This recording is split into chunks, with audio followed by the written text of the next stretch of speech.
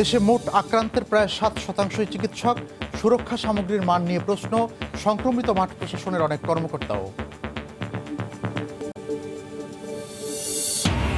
10 দিনে ঢাকায় করোনা আক্রান্ত বেড়েছে 5 গুণ, দ্বিগুণ সংক্রমিত এলাকার সংখ্যা। হটস্পট যাত্রাবাড়িতে আগের মতোই মানুষের ঢল, নেই কোনো নজরদারি।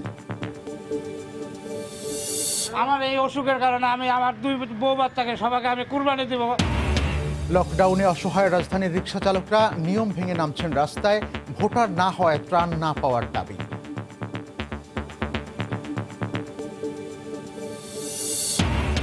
কেজি 2 থেকে 3 টাকায় বিক্রি করতে হচ্ছে সবজি। করোনার আঘাতে বিপর্যস্ত উত্তরের চাষিরা, সরাসরি ঢাকায় পাঠানোর তাগিদ। উদ্যোগের দাবি কৃষি বিভাগের।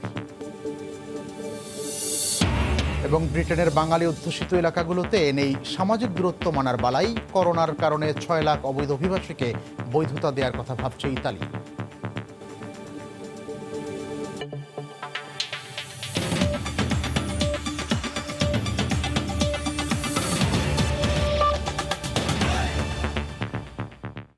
সময় সংবাদের সঙ্গে আছি আমি মিজানুর রহমান কবির। দেশে মোট করোনা আক্রান্তের 7%ই চিকিৎসক। পিপিই মাস্ক ব্যবহারের পাশাপাশি সব স্বাস্থ্য নির্দেশিকা মেনেও আক্রান্ত হওয়ার দাবি অনেকের। তাই প্রশ্ন উঠেছে তাদের সরবরাহ করা সুরক্ষা সামগ্রীর মান নিয়ে। বিশেষজ্ঞরা বলছেন এমন অবস্থায় করোনা মোকাবিলার প্রস্তুতিতে ঘাটতির বড় উদাহরণ। রাশেদ লিমনের রিপোর্টে বিস্তারিত। করোনাকালে 44 দিনে বাংলাদেশ আক্রান্তের সংখ্যা ছুঁয়েছে 3000, মৃতের সংখ্যাও এখন 3 অঙ্কে। তবে এই পরিসংখ্যানের সবচেয়ে বড় আতঙ্ক চিকিৎসকদের সংখ্যা। বেসরকারি হিসাবে অদৃশ্য এই ভাইরাসে আক্রান্ত কোভিড যোদ্ধাদের সংখ্যা 200 ছুঁই। করোনা বিপর্যয়ের দুর্দিনে সেবা দিয়েছেন, কাজ করেছেন সামনের সারিতে, মেনেছেন সকল স্বাস্থ্যবিধি। ছিল পিপিই, মাস্ক সহ অন্যান্য সুরক্ষা সামগ্রী। তবু নিয়তি দাঁড় করিয়েছে এই নির্মম বাস্তবতার জমিনে। ছোঁয়াচে এই রোগের রেজাল্ট এসেছে পজিটিভ। কোনো কোঅর্ডিনেশন আসলে এইভাবে হয়নি। আমরা পিপিই পরেই কিন্তু ডিউটি করছি, কিন্তু আমাদের কেন যেন মনে হচ্ছে যে পিপিই গুলো ফল্টি কিনা। প্রোটেকশন ইকুইপমেন্ট গুলো তো আমরা পেয়েছি, কিন্তু আসলে এগুলোর গুণগত মান বা এগুলো বিষয়ে তো আমরা ওইভাবে মন্তব্য করতে পারবো না। আমরা তো প্রোটেকশন নিয়েই আমাদের ডাক্তার সাহেবরা কাজ করছেন সব। স্বাভাবিকভাবেই প্রশ্ন উঠেছে চিকিৎসকদের সুরক্ষা ব্যবস্থা নিয়ে। খোদ হাসপাতাল কর্তৃপক্ষই সন্তুষ্ট নন সরবরাহকৃত সুরক্ষা সামগ্রীর মান নিয়ে। মাস্ক হলো N95 আমাদের নেই, কিন্তু ওইটা সমমানের মাস্ক আমাদের আছে। তো এটা আমার মনে হয় কিভাবে সংক্রমিত হয়েছে এটা আমাদের এখনো পর্যন্ত এটা আমরা অবজারভেশনে রেখেছি। এটি প্যানিক হওয়ার একটা সম্ভাবনা থাকে, সেদিক থেকে 2 দিক থেকেই এটি আমাদের কাজে ব্যাঘাত হওয়ার সম্ভাবনা আছে। বিশেষজ্ঞরা বলছেন 1.5 মাসের মাথায় চিকিৎসক আক্রান্তের এই হার জানান দিচ্ছে স্বাস্থ্য খাতের বেহাল দশাকেই। সামনে আরো বহু রোগী আসবে, তখনই যদি এতজন চিকিৎসক আক্রান্ত হন, সেটা এমন একটা আমাদের শঙ্কার মধ্যে ফেলছে যে সামনে আমাদের স্বাস্থ্য সেবাটা কিভাবে চলবে। আমার মনে একটা প্রশ্ন আসছে যে এই যে চিকিৎসকরা আক্রান্ত হচ্ছেন, এই দায়টা কি কারো নেওয়া উচিত? এমন জরুরি সময়ে এই সুরক্ষা সামগ্রী হয়তো হাতে এসেছে, তবে চিকিৎসক আক্রান্তের সংখ্যা এভাবে বাড়তে থাকলে পুরো স্বাস্থ্য খাত নিয়ে তৈরি হবে নতুন ভাবনা। মনে রাখতে হবে এই যুদ্ধে সামনের সারির যোদ্ধা আমাদের চিকিৎসকরা। তাই তাদের সুরক্ষা নিশ্চিত করতে পারলেই করোনা মোকাবেলা অনেকটাই সহজ হবে বলে মনে করেন বিশেষজ্ঞরা। রাশেদ লিমন, সময় সংবাদ, ঢাকা। স্বাস্থ্যকর্মী, সাংবাদিক, আইনশৃঙ্খলা রক্ষা বাহিনীর সদস্যদের পাশাপাশি করোনায় সংক্রমিত হয়েছেন মাঠ প্রশাসনের কর্মকর্তারাও। দেশে এখন পর্যন্ত 13 জন প্রশাসনিক কর্মকর্তা এ ভাইরাসে আক্রান্ত হয়েছেন। সতর্কতা অবলম্বন করেও রক্ষা পাননি বলে জানালেন ভুক্তভোগী কর্মকর্তারা। এদিকে জনপ্রশাসন প্রতিমন্ত্রী বলছেন, কারো আগে থেকেই শারীরিক জটিলতা থাকলে তা ঊর্ধ্বতন কর্মকর্তাকে অবহিত করলে বিশেষ ব্যবস্থা নেওয়া হবে। বিস্তারিত জানাচ্ছেন দেবাশিস রায়। অদৃশ্য এক ভাইরাসের তাণ্ডবে পৃথিবী আজ দিশেহারা। ক্রমেই যেন এক অদ্ভুত আঁধার গ্রাস করতে চাইছে প্রিয় মাতৃভূমিকেও। করোনা ঠেকাতে প্রান্তিক মানুষের সেবা নিশ্চিত করার জন্য মাঠ প্রশাসনে কাজ করছেন প্রজাতন্ত্রের কর্মকর্তারা। ত্রাণ বিতরণ, সংক্রমণের প্রাদুর্ভাবে ঝুঁকিতে থাকা বিশেষ এলাকায় কোয়ারেন্টিন বাস্তবায়ন সহ সামাজিক দূরত্ব নিশ্চিতে সম্মুখ ভাগের যোদ্ধা প্রশাসনিক কর্মকর্তারাও ভাইরাসে আক্রান্ত। এরই মধ্যে করোনার থাবায় পৃথিবী ছেড়েছেন দুদক কর্মকর্তা জালাল সাইফুর রহমান। নারায়ণগঞ্জ, নরসিংদী, গাজীপুর, কিশোরগঞ্জ সহ বেশ কিছু জায়গায় মাঠ প্রশাসনে কাজ করা ১৩ কর্মকর্তা এখন পর্যন্ত সংক্রমিত হয়েছেন, যারা কোয়ারেন্টিন এবং আইসোলেশনে আছেন। তারা বলছেন, মাঠের দায়িত্বে যথেষ্ট সতর্ক থাকলেও সংক্রমণ এড়ানো সম্ভব হয়নি। একজন করোনা সন্দেহে মৃত ব্যক্তির দাফন কার্যে নিয়োজিত ছিলাম আমি। করোনা মোকাবিলায় সরকারি দায়িত্ব পালন করতে গিয়ে অনেক জনগণের সংস্পর্শে আসতে হয়েছে এবং এখান থেকে আমি করোনা আক্রান্ত বলে আমার ধারণা।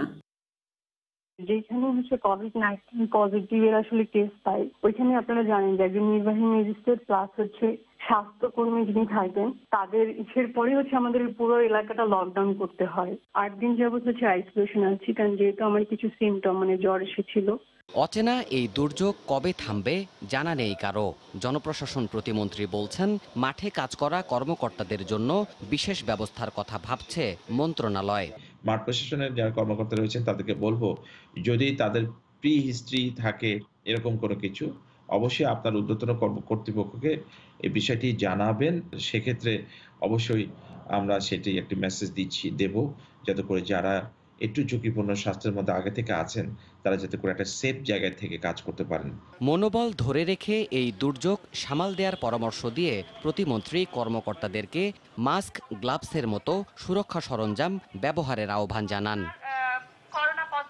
দেবাশিস রায়, সময় সংবাদ, ঢাকা। করোনা ভাইরাসের নতুন ক্লাস্টার গাজীপুরে প্রতিদিনই বাড়ছে আক্রান্তের সংখ্যা। এ বিষয়ে বিস্তারিত জানাতে শ্রীপুর এলাকা থেকে যুক্ত হচ্ছেন সহকর্মী রাজিবুল হাসান। আমরা তার কাছে চলে যাচ্ছি। রাজীব। খবির, গাজীপুরে করোনা ভাইরাস অনেকটাই মহামারী আকার ধারণ করতে শুরু করেছে। গত কালকের যে হিসাব, গত 24 ঘন্টায় 97 জন সহ 169 জন করোনা ভাইরাস আক্রান্তের তথ্য রয়েছে আমাদের কাছে, যার মধ্যে গাজীপুর সিটি কর্পোরেশন এবং সদর উপজেলায় 57 জন আক্রান্ত রয়েছে এবং এর মধ্যে 2 জন প্রাণহানির ঘটনাও ঘটেছে। এই যখন অবস্থা, তখন কিন্তু গাজীপুরের প্রশাসন যে সামাজিক দূরত্ব, সেই সামাজিক দূরত্ব নিশ্চিতে কঠোরভাবে মাঠে কাজ করছে। তারপরেও কিন্তু মানুষকে একেবারেই সচেতন করতে পারছে না। এর আগেও আমরা যে বিষয়টি বারবার জানানোর চেষ্টা করছিলাম। এর মধ্যে গাজীপুরের কালিয়াকুর এবং কাপাসিয়া নতুন করে যুক্ত হয়েছে কালিয়াকুর।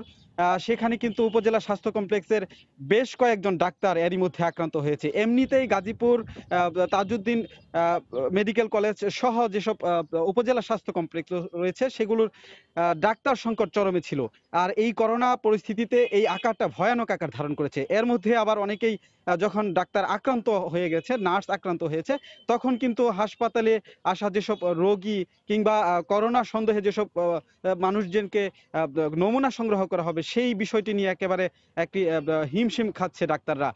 তারপরেও কিন্তু শহীদ তাজউদ্দিন আহমেদ মেডিকেল কলেজ হাসপাতালের যে পরিচালক খলিলুর রহমান, তিনি জানিয়েছেন যে তাদের সর্বোচ্চ প্রস্তুতি রয়েছে। এরই মধ্যে যে স্বাস্থ্য বিভাগ গাজীপুরে তাজউদ্দিন আহমদ মেডিকেল কলেজ হাসপাতালকে করোনা হাসপাতাল হিসেবে ঘোষণা দিয়ে একটি প্রজ্ঞাপন জারি করেছে। সেই প্রজ্ঞাপনের পরেও কিন্তু এখন পর্যন্ত আমরা তেমন কোনো প্রস্তুতি দেখছি না যে এই হাসপাতালটিকে করোনা হাসপাতাল করার যে কার্যক্রম, সেই বিষয়টি। গতকাল পর্যন্ত যেটা বলছিলাম যে 169, এই সংখ্যা গতকালের 24 ঘন্টার। আজকে এ পর্যন্ত আমরা আপডেট পাইনি, পরবর্তীতে আপনাদের জানানো হবে। কবির। গাজীপুর থেকে রাজিবুল হাসান জানাচ্ছিলেন সেখানকার করোনা পরিস্থিতির খবর। সময় সংবাদে আরও থাকছে। করোনা পরিস্থিতিতে থমকে গেছে দেশের 3 কোটিরও বেশি শিক্ষার্থীর শিক্ষা কার্যক্রম। গণমাধ্যম ও টেলিযোগাযোগকে কাজে লাগানোর আহ্বান বিশেষজ্ঞদের।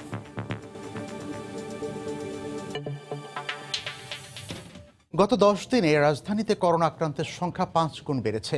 সংক্রমিত এলাকার সংখ্যা হয়েছে দ্বিগুণ। আইডিসিআর এর এলাকাভিত্তিক পরিসংখ্যান বিশ্লেষণ করে এই তথ্য মিলেছে। এদিকে ঢাকায় তৃতীয় সর্বোচ্চ 33 জন করোনায় শনাক্ত হওয়ার পরও যাত্রাবাড়িতে মানুষ ও যানবাহনের ঢল চোখে পড়েছে। সকালে যাত্রাবাড়ি মোড়ে গিয়ে যানজট দেখতে পাওয়া যায়। পণ্যবাহী যানবাহন তো বটেই, সব ধরনের যাত্রীবাহী যানেরও অবাধ চলাচল চোখে পড়ে। সামাজিক দূরত্ব নিশ্চিত আইন শৃঙ্খলা বাহিনীর কোনো তৎপরতাও তখন চোখে পড়েনি।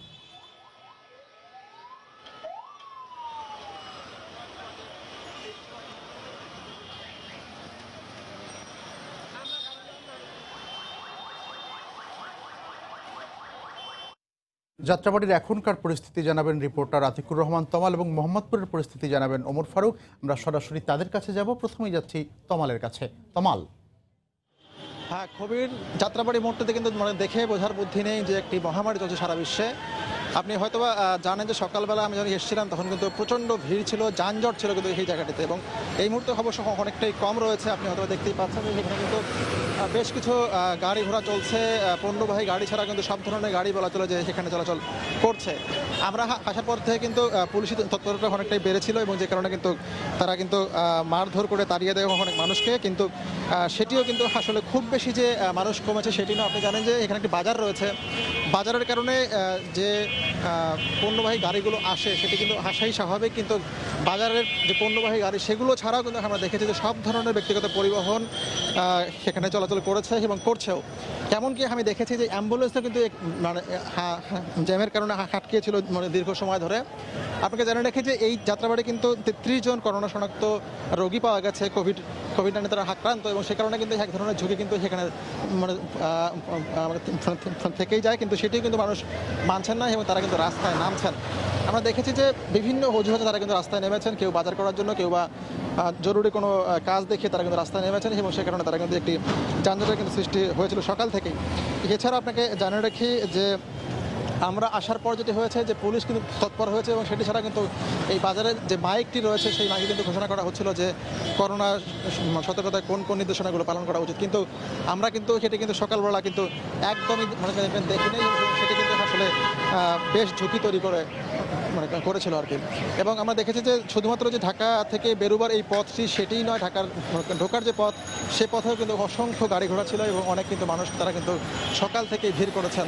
তো বলা চলে যে যাত্রাবাড়িতে কিন্তু আমরা সকাল থেকে এমনটি দেখেছি। তো এই মুহূর্তে আমাদের আর এক সহকর্মী রয়েছে মোহাম্মদপুরে, ওমর ফারুক। আমরা এখন যাবো মানে তার কাছে এই করোনার যে সামাজিক দূরত্ব নিশ্চিত করার যে কাজটি সেটি সেখানে কীভাবে চলছে সেটি আমরা জানবো তার কাছ থেকে। ওমর। কবির, রাজধানীর যে মোহাম্মদপুর এলাকাতে আমরা আছি। মোহাম্মদপুরে গত 10 দিন আগে যেখানে সংক্রমিত রোগীর সংখ্যা ছিল 10 জন, সেটি এখন মোহাম্মদপুরে গতকাল আইইডিসিআর সকাল 8টা পর্যন্ত যে পরিসংখ্যান দিয়েছে সেখানে হচ্ছে 38 জন, অর্থাৎ গত 10 দিনে 28 জন বেড়েছে। সেই অনুযায়ী আপনি জানেন যে 2018 সালের যে সংক্রামক রোগ প্রতিরোধ, নির্মূল এবং যে আইনটি রয়েছে সেই আইন অনুযায়ী যেই এলাকা সংক্রমিত সেই এলাকা থেকে কেউ বের হতে পারবেন না এবং ঢুকতেও পারবেন না, এবং সেই নীতির বা সেই নির্দেশনা আইনের সেই বিধির কিন্তু আমরা এখানে তেমন কোনো প্রয়োগ আসলে আমরা সকালবেলা এসেই আমরা দেখতে পাইনি। এবং কিছুক্ষণ আগে, এখন থেকে 10-15 মিনিট আগে, আধা ঘন্টা আগে সেনাবাহিনীর সদস্যরা এখানে এসেছেন, এবং এই আইন অনুযায়ী যেখানেই ব্যত্যয় দেখছেন সেটি তারা প্রয়োগ করার চেষ্টা করছেন। আপনি দেখছেন যে অনেককেই এখানে প্রতীকী শাস্তি দেওয়া হয়েছে। মূলত তারা ঘর থেকে বেরিয়েছেন কোনো যৌক্তিক কারণ ছাড়াই, এবং এর পাশাপাশি যারা এখানে প্রতীকী শাস্তি দেওয়া হয়েছে প্রত্যেককেই আসলে মাস্ক ছাড়া বা কোনো ধরনের সুরক্ষা ছাড়াই তারা বেরিয়ে এসেছেন। এর পাশাপাশি রিকশায় করে যারা একটি রিকশায় যেখানে একাধিক ব্যক্তি বেরোচ্ছেন কিংবা বাইকে একের অধিক লোক বেরোচ্ছেন তাদেরকেও নামিয়ে দিয়ে সামাজিক দূরত্ব নিশ্চিত করার চেষ্টা করা হচ্ছে। তবে আমরা এর পাশাপাশি যেটি দেখেছি যে মোহাম্মদপুরের বাইরে থেকে, অর্থাৎ কেরানীগঞ্জ বা অন্যান্য এলাকা থেকে মোহাম্মদপুরে অনেকেই কাজে আসছেন, এবং মোহাম্মদপুর থেকেও কিন্তু অন্যান্য এলাকায় কিন্তু আপনার লোকজন কাজে বেরোচ্ছেন, এবং সে কারণেই যে সকল এলাকায় বেশি সংক্রমিত সেখান থেকে অন্যান্য এলাকাও যে সংক্রমণ ছড়িয়ে পড়ছে, এবং সেটি ঠেকাতে যে সকল এলাকায় বেশি সংক্রমণ সে সকল এলাকা থেকে যেন কেউ বেরোতে না পারে এবং ঢুকতেও না পারে, সেটি যে এখন কঠোরভাবে কার্যকর করার সময় এসেছে সেটি আসলে বলাই যায়। এই ছিল এখন পর্যন্ত আমার হাতে সব শেষ। লকডাউনের মধ্যে প্রয়োজনীয় সহায়তা না পেয়ে অনেকেই নিয়ম ভেঙে বেরিয়ে পড়ছেন রিকশা চালাতে। তারা বলছেন জীবন বাঁচাতে এর বিকল্প নেই। ঢাকার ভোটার না হওয়ায় কোনো সহায়তা পাচ্ছেন না বলেও দাবি তাদের। রিপোর্ট সানভির রিপোর্টের। প্রতিবেদনটি তৈরি করতে ভাসানটেক এলাকার বেশ কয়েকটি গ্যারেজে গিয়ে দেখা গেল বেশিরভাগ রিকশা অলস পড়ে আছে। লকডাউনের কারণে নিজ পরিবারের কাছে যেতে পারেননি অনেকে। গাটের স্বল্প জমাও ফুরিয়ে গেছে। এমন অবস্থায় বেশিরভাগের ভাগ্যে জোটেনি সরকারি খাদ্য সহায়তা। অভিযোগ বন্টনের অব্যবস্থাপনার। 10 টাকার চাল দেয়া, এই যে সিরিয়াল দেওয়া তো নাম পায়, সিরিয়ালে কারো তাকে পাওয়া যায় না। কমিশনের দ্বারা গেলে তোরা তো হইলো ভোটার হইলো দেশে, তোরা দেশে যা রাস্তা গেলে আমরা অপরাধ, কিন্তু পেটে যখন মানে না তখন আমরা রাস্তায় যাই। সেনাবাহিনীর হাতে দেয় গরিবরা সবাই পাওয়া যাবে। রিকশা ভাড়া দেয়া যাদের পেশা তারাও পড়েছেন বিপাকে। রিকশা চালকদের কাছে মহাজন হিসেবে পরিচিতি থাকলেও দিন যতই যাচ্ছে ততই আয় শূন্যে নামছে। 26 তারিখ থেকে আমরা খালি এটা পাহারা সাহারা দিতেছি, এই অবস্থা বা এনে আসি, আমাদের খোঁজখবর কেউ নিছেও না, আমরা কেউ কাছে যাইতেও পারতাছি না। এমন অবস্থায় করোনার থাবায় ভীত থমকে যাওয়া নগরীতে নীরবে নিম্ন আয়ের মানুষের জীবন জীবিকার সংকট যে তীব্র হচ্ছে তা সহজেই অনুমেয়। দিন এনে দিন খাওয়া রিকশা চালকরা শ্রমিক শ্রেণীর প্রতিনিধি। করোনার প্রকোপ ঠেকাতে জারি করা লকডাউনের মধ্যে বাধ্য হয়েই অনেকে রাস্তায় নামছেন। স্বাভাবিক সময়ের চেয়ে যাত্রী পাচ্ছেন সামান্যই। চোখ এড়িয়ে অলিগলি বেয়ে প্রধান সড়কে আসতেই অনেক সময় পুলিশের বাধায় আটকা থাকতে হয় পথে। সামাজিক দূরত্ব বজায় রাখতে হবে, রাস্তায় অতি প্রয়োজন ছাড়া চলাচল করা যাবে না, সবই তাদের জানা, কিন্তু দায় পেটের। এরকম করোনা অবস্থা বেরিয়ে নিয়ে রিক্সাওয়ালা করে এরকম জ্বালাবেন না। আমার এই অসুখের কারণে আমি আমার 2 বউ বাচ্চাকে সবাইকে আমি কুরবানি দেব, এটা কি হইলো নাকি? আমার অবস্থা আমি বুঝি, আমার সংসারের কষ্ট আমি বুঝি। বিলসের এক জরিপ বলছে ঢাকা শহরে 11 লাখ রিকশা চলাচল করে। স্বাভাবিক সময়ে একজন রিকশা চালকের মাসিক আয় 13,000 থেকে 25,000 টাকা পর্যন্ত। জীবন নাকি জীবিকা, এ প্রশ্ন এখন মুখোমুখি দাঁড় করিয়েছে সমাজের অনেক নিম্ন আয়ের মানুষকে। সবকিছু আগের মতো হয়তো একদিন ঠিকঠাক হয়ে যাবে, কিন্তু ততদিনে করোনা মোকাবেলা করতে গিয়ে যেন ক্ষুধায় কোনো মানুষ মারা না যায়। তাই এখন থেকেই যে সমস্ত সহায়তাগুলো পাওয়া যাচ্ছে সেই সহায়তাগুলোর প্রয়োজন সুষ্ঠু বন্টন ব্যবস্থা। সানবীর রূপল, সময় সংবাদ, ঢাকা। করোনা ভাইরাসের বিস্তার রোধে রাজধানীতে ঢোকা ও বের হওয়া ঠেকাতে কঠোর নজরদারি রয়েছে। এই মুহূর্তে গাবতলীতে আছেন রিপোর্টার রাশেদ বাপ্পি, সরাসরি তার কাছে যাব। বাপ্পি, কোভিড-19 থেকে পরিত্রাণের উপায় হিসেবে যে কটি পদক্ষেপ নেওয়া হচ্ছে সরকারের পক্ষ থেকে, তার মধ্যে অন্যতম একটি হচ্ছে রাজধানীতে ঢোকা কিংবা বের হওয়ার ক্ষেত্রে যে নিষেধাজ্ঞা, অর্থাৎ জরুরি প্রয়োজন ছাড়া কেউ রাজধানীতে ঢুকতে কিংবা বের হতে পারবেন না। এটি বাস্তবায়নের জন্য আমরা দেখছি অনেক দিন থেকেই সরকারের যে আইন শৃঙ্খলা রক্ষাকারী বাহিনীর সদস্যরা রয়েছেন তারা কাজ করে যাচ্ছেন। ঠিক এই মুহূর্তে আমি রয়েছি আমিনবাজার ব্রিজের গাবতলী অংশে, যেখানে রাজধানীতে ঢোকার যে মুখটি রয়েছে এবং রাজধানী থেকে বেরিয়ে যাওয়ার যে অংশ, অর্থাৎ সড়কের দুপাশেই কিন্তু আইন শৃঙ্খলা রক্ষাকারী বাহিনীর সদস্যরা দায়িত্ব পালন করছেন এবং তারা যে গাড়িগুলো এদিকে প্রবেশ করছেন সবগুলো গাড়ির চালকদের এবং যাত্রীদেরকে মূলত জিজ্ঞাসাবাদ করা হচ্ছে, জিজ্ঞেস করা হচ্ছে। যখনই তারা সদুত্তর দিতে পারছেন, অর্থাৎ জরুরি প্রয়োজনে যারা ঢুকছেন শুধুমাত্র তাদেরকে ঢুকে দেওয়া হচ্ছে এবং অপ্রয়োজনে বিনা কারণে যারা ঢুকছেন তাদের কিন্তু ঘুরিয়ে দেওয়া হচ্ছে। তবে আজকে খুব বেশি একটা যে গাড়ির চাপ সেটি আমরা দেখিনি, তবে যেসব যানবাহনগুলো জরুরি নিত্য পণ্যগুলো নিয়ে ঢুকছিল সেগুলো কিন্তু ঠিক আগের মতোই আমরা দেখেছি যে সেগুলো ঢুকছে সাবলীলভাবে। তবে অনেক ক্ষেত্রে অনেকেই নিয়ম মানছেন না, তারা কোনো কারণ ছাড়াই, অর্থাৎ বিনা প্রয়োজনে, যে প্রয়োজনটি হয়তো না মেটালেও সম্ভব সেই প্রয়োজনে কিন্তু মেটাতে অনেকেই ঢাকার বাইরে যাচ্ছেন। সেক্ষেত্রে কিন্তু তাদেরকে বারবার সতর্ক করা হচ্ছে। তবে একটা বিষয় না বললেই নয় যে এই যারা বিনা প্রয়োজনে ঢাকার বাইরে যাওয়ার চেষ্টা করছেন তাদেরকে থামানোর জন্য শুধুমাত্র কিন্তু মৌখিকভাবেই বলা হচ্ছে, এছাড়া আইনের কোনো প্রয়োগ কিন্তু আমরা সেক্ষেত্রে দেখছি না। এক্ষেত্রে একটু কিন্তু গ্যাপ থেকেই যাচ্ছে, একটি কিন্তু সুযোগটা রয়ে যাচ্ছে এবং এক্ষেত্রে অনেকেই আইনের প্রয়োগ না হওয়ার কারণে অনেকে কিন্তু তারা কাজটি করে যাচ্ছেন, অর্থাৎ ঢাকায় ঢোকা বা বের হওয়ার প্রচেষ্টা কিন্তু চালাচ্ছেন। আমার কাছে এই ছিল গাবতলী থেকে সবশেষ খবর। খবির, রাশেদ বাপ্পি জানাচ্ছিলেন রাজধানীর গাবতলী থেকে সেখানকার চেকপোস্টের খবর। সময় সংবাদে আরও থাকছে। মাস্ক পরায় কমে করোনার বিস্তার, বলছে পরিসংখ্যান। আক্রান্ত চিকিৎসক ছাড়া পড়ার দরকার নেই, এখনও পরামর্শ বিশ্ব স্বাস্থ্য সংস্থার। সরকারি হিসেবে সব স্তর মিলিয়ে দেশে মোট শিক্ষার্থী 3 কোটির বেশি। হোম কোয়ারেন্টিন সময়ে বন্ধ রয়েছে ক্লাসে শিক্ষা কার্যক্রম, তবে শিক্ষার্থীদের ঘরে বসে শিক্ষাক্রম চালিয়ে যাওয়ার পরামর্শ বিশেষজ্ঞদের। অনলাইন কার্যক্রমের পাশাপাশি প্রত্যন্ত অঞ্চলের জন্য গণমাধ্যম ও টেলিযোগাযোগ মাধ্যমকে কাজে লাগানোর আহ্বান তাদের। রিপোর্ট শাতিলা শারমিনের। কতটা সময় করোনা আতঙ্ক বিশ্বব্যাপী তাড়া করবে মানুষকে তা বলা ভার। ভবিষ্যতের পৃথিবীতে শিক্ষার্থীরা কিভাবে নিজেদের যোগ্য করে গড়ে তুলবে তার সমাধান হিসেবে এসেছে অনলাইন শিক্ষা কার্যক্রম। কোয়ারেন্টিন সময়ে সংসদ টিভি প্রথম শ্রেণী থেকে অষ্টম শ্রেণী পর্যন্ত সম্প্রচার করছে ক্লাস লেকচার। বিশ্ববিদ্যালয়গুলোতেও অনলাইনে শিক্ষাক্রম চালিয়ে নেবার ঘোষণা দিয়েছে ইউজিসি। সংসদ টেলিভিশনের এই ক্লাসটি দেখে আমি খুব উপকৃত হচ্ছি। বন্ধুদের সাথে করতে তো আরো ভালো লাগতো, কিন্তু এখন কি করব করোনা পরিস্থিতির জন্য। তাদের লেখাপড়াটা স্কুলের বন্ধ আছে, সেটা বাসায় বসে ক্লাস করতে পারছে। ভবিষ্যতের পৃথিবীতে অনলাইন শিক্ষা কার্যক্রম কতটুকু ভূমিকা রাখবে সে প্রশ্নটি এখন আবারও সামনে চলে এসেছে। করোনার এই ঘরবন্দি জীবনে শিক্ষার্থীরা তাদের শিক্ষাক্রম কিভাবে চালিয়ে নেবে আর তার জন্য কতটুকু প্রস্তুত বাংলাদেশ, সেই প্রশ্নগুলো চলে আসছে। বিশেষজ্ঞদের পরামর্শ, অল্প পরিসরে হলেও এই ব্যাপারটি চালিয়ে নেওয়া উচিত। দেশের অধিকাংশ ছেলেমেয়েরা গ্রামে থাকে এবং তারা এই সুযোগ নাও পেতে পারে। তাই online complemented by public broadcasting TV এইটাই একটা রেগুলার এবং একটা ভালো পদ্ধতি হতে পারে। এই সুবিধার বাইরে যারা রয়েছেন সেই সব প্রত্যন্ত অঞ্চলে শিক্ষার্থীর জন্য গণমাধ্যম ব্যবহারের পরামর্শ তাদের। সারা দুনিয়া একই রকম একই ফেজের মধ্যে আছে, তাদের বোঝাতে পারি তাহলে ক্রাইসিস ওভার হয়ে গেলেও তাদের শিক্ষার ব্যাপারে খুব একটা বড় অসুবিধা হবে বলে মনে হয় না। পাঠ্যক্রম শেষ করা শুধু নয়, শিক্ষার্থীদের পারদর্শী করে তুলতে বিষয়বস্তুর উপরও জোর দিতে হবে। সাথিলা শারমিন, সময় সংবাদ, ঢাকা।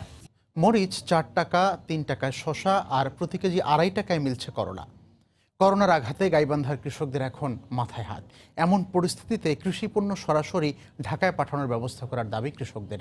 তবে কৃষি বিভাগ বলছে সবজি বাজারজাতে বিভিন্ন উদ্যোগ নেওয়া হয়েছে। রিপন আকন্তকে সঙ্গে নিয়ে রিপোর্ট হেদায়েতুল ইসলাম বাবুর। সাদুল্লাপুরের তিলকপাড়ার আলামিন জরিনা কৃষক দম্পতি 35,000 টাকা খরচ করে এবার 40 শতক জমিতে টমেটো চাষ করেন তারা। মাত্র 50 টাকা মনেও ক্রেতা না পেয়ে জমিতেই নষ্ট হচ্ছে কষ্টের ফসল। আমরা কত কষ্ট করে আবার সুবাদ করছি, সে হাটে নিয়ে গেলে কেউ নেয় না, মালবানি নিয়ে গেলে আবার ঘরত নিয়ে আসেন না, তাহলে আমরা এখন কি খাওয়া বাঁচবো? হাটে নিয়ে গেলে বন্ধু 50 টাকা মন, তা হাট বাজারে তাও নিয়ে যেতে পারতেছি না। শুধু তাই নয়, খেতেই পড়ে আছে মরিচ, শসা, লাউ, করলার মতো বিভিন্ন শাকসবজি। স্থানীয় হাটে দাম নেই। 150 টাকা মনে মরিচ, 120 টাকা শসা আর 90 টাকা মনে করলা বিক্রি করে উৎপাদন খরচ তো দূরের কথা, হাটের পরিবহন ব্যয়ও উঠছে না। মরিচ নষ্ট হচ্ছে, নাও কদু কুমড়ো এটা নষ্ট হয়ে যাচ্ছে। 300 টাকা করে কিসেন নিয়ে বাগুন তুলে হাটে নিয়ে গেলে তার বিক্রি করা যাচ্ছে না। নেতা 4 মণ বাগুন নিয়ে গেছিলাম, আমার খালি কোনো মতন টাকা 100 টাকা দিয়েছে ভ্যান ভরার জন্য। করোনার কবল থেকে কৃষকদের বাঁচাতে উপজেলা পর্যায়ে কৃষি পণ্য সংগ্রহ করে ঢাকায় পাঠানোর দাবি কৃষকদের। তবে ইতিমধ্যে বিভিন্ন উদ্যোগ নেওয়া হয়েছে বলে দাবি জেলা কৃষি বিভাগের। যদি আমরা কোনো সরকারের কোনো প্রতিষ্ঠান নিয়ে যেত, ওই জায়গায় নিয়ে যেতে দিতে পারতাম, তাহলে করে আমরাও দাম একটু বেশি পেতাম, আর রাজধানীতে নিয়ে যায় ওনারাও কম দামে বেচতে পারতো। ভ্যান, অটোরিকশা, পুলিশ প্রশাসন যাতে না আটকাতে পারে তাদেরকে আমরা সেই ব্যবস্থা করে দিয়েছি, এবং যদি কেউ ঢাকাতে নিয়ে যেতে চায় ট্রাক দ্বারা আমরা সেটা সহায়তা করব। জেলায় এবার 7,300 হেক্টর জমিতে শাকসবজির আবাদ হয়েছে। হেদায়েতুল ইসলাম বাবু, সময় সংবাদ, গাইবান্ধা। কৃষি সম্প্রসারণ অধিদপ্তর ও জেলা প্রশাসনের উদ্যোগে গাইবান্ধা থেকে সুনামগঞ্জে পাঠানো হচ্ছে ধান কাটা শ্রমিক। এই বিষয়ে বিস্তারিত জানাতে গাইবান্ধা জেলা প্রশাসকের কার্যালয়ের সামনে আছেন রিপোর্টার হেদায়েতুল ইসলাম বাবু। আমরা সরাসরি তার কাছে চলে যাচ্ছি। বাবু। কবির, আপনাকে ধন্যবাদ। আপনি জানেন যে এই করোনা ভাইরাসের সংক্রমণ শুরু হওয়ার পর থেকে গাইবান্ধাকে লকডাউন করে দেওয়া হয়েছে, এবং গাইবান্ধা লকডাউন থাকার কারণে কিন্তু এই অঞ্চলের যে দিনমজুর, ক্ষেত মজুর এবং শ্রমিক যারা ছিলেন তারা কর্মহীন হয়ে পড়েছেন, এবং এই এলাকায় এখন তেমন কোনো কাজ ও কর্ম কিন্তু নেই। কিন্তু অপরদিকে আপনি নিশ্চয়ই জানেন যে হাওর অঞ্চলগুলোতে ধান পাকতে শুরু করেছে, সেই সব এলাকায় শ্রমিক সংকট দেখা দিয়েছে। ঠিক সেই কারণেই আজকে গাইবান্ধা সদর উপজেলা থেকে প্রথমবারের মতো 40 জন শ্রমিককে কিছুক্ষণের মধ্যেই গাইবান্ধা থেকে সুনামগঞ্জের যে ধর্মপাশা হাওর অঞ্চল আছে সেই হাওর অঞ্চলে তাদেরকে পাঠানো হচ্ছে। আপনাকে বলে রাখি যে একটি স্বেচ্ছাসেবী সংগঠন করোনায় তারুণ্য, তাদের সহযোগিতায় গাইবান্ধা সদরের রামচন্দ্রপুর থেকে 40 জন শ্রমিক এই জেলা প্রশাসক এবং কৃষি বিভাগের যিনি উপপরিচালক আছেন তাদের সার্বিক তত্ত্বাবধানে একেবারেই বিনা খরচে তাদের যে পরিবহন ব্যবস্থা, সেই পরিবহন ব্যবস্থা কিন্তু সরকারিভাবে দেয়া হচ্ছে, কোনো প্রকার যাতায়াতের খরচ লাগছে না। সেই বিনা খরচে এই শ্রমিকদেরকে সুনামগঞ্জে ধর্মপাশায় পাঠানো হবে। তারা সেখানে ধান কাটা শেষ করে তারা সেখান থেকে আবারও ফিরে আসবেন এবং তাদের যে স্বাস্থ্য সুরক্ষার বিষয়গুলো আছে সেটিও জেলা প্রশাসনের পক্ষ থেকে দেখা হচ্ছে, যাতে করে তারা কোনোভাবে সংক্রমিত না হয় বা তারা যে কোনোভাবে আক্রান্ত না হয়, কোনো রোগ ব্যাধিতে না ভোগে, সেই জন্য তাদের যে স্বাস্থ্য পরীক্ষার বিষয়টি সেটিও কিন্তু করা হয়েছে। তো এখন পর্যন্ত এখানে আমার কাছে গাইবান্ধা থেকে শ্রমিক পাঠানোর যে খবর, সেই খবরের সব শেষ। এ পর্যায়ে শীর্ষ সংবাদ জানিয়ে দিচ্ছি আরেকবার। দেশে মোট আক্রান্তের প্রায় 7%ই চিকিৎসক। সুরক্ষা সামগ্রীর মান নিয়ে প্রশ্ন, সংক্রমিত মাঠ প্রশাসনের অনেক কর্মকর্তা। 10 দিনে ঢাকায় করোনা আক্রান্ত বেড়েছে 5 গুণ, দ্বিগুণ সংক্রমিত এলাকার সংখ্যা। হটস্পট যাত্রাবাড়িতে আগের মতোই মানুষের ঢল, নেই কোনো নজরদারি। আমার এই অসুখের কারণে আমি আমার 2 বউ বাচ্চাকে সবাইকে আমি কুরবানি দিব। লকডাউনে অসহায় রাজধানীর রিকশা চালকরা নিয়ম ভেঙে নামছেন রাস্তায়। ভোটার না হওয়ায় ত্রাণ না পাওয়ার দাবি।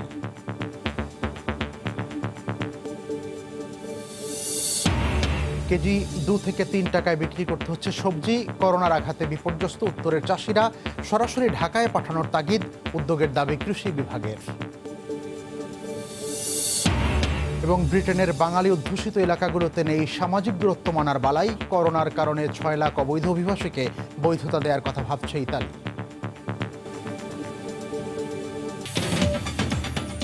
এই ছিল এখনকার মতো। যে কোনো খবর পেতে ভিজিট করুন সময়নিউজ.tv। আপনার মোবাইলে সময় সংবাদ দেখতেও সব খবর পেতে ডাউনলোড করুন সময় অ্যাপ। এছাড়া এইমাত্র পাওয়া খবর মোবাইলে পেতে SMS করুন *BN লিখে পাঠিয়ে দিন 16242 নম্বরে। সঙ্গে থাকুন সময়।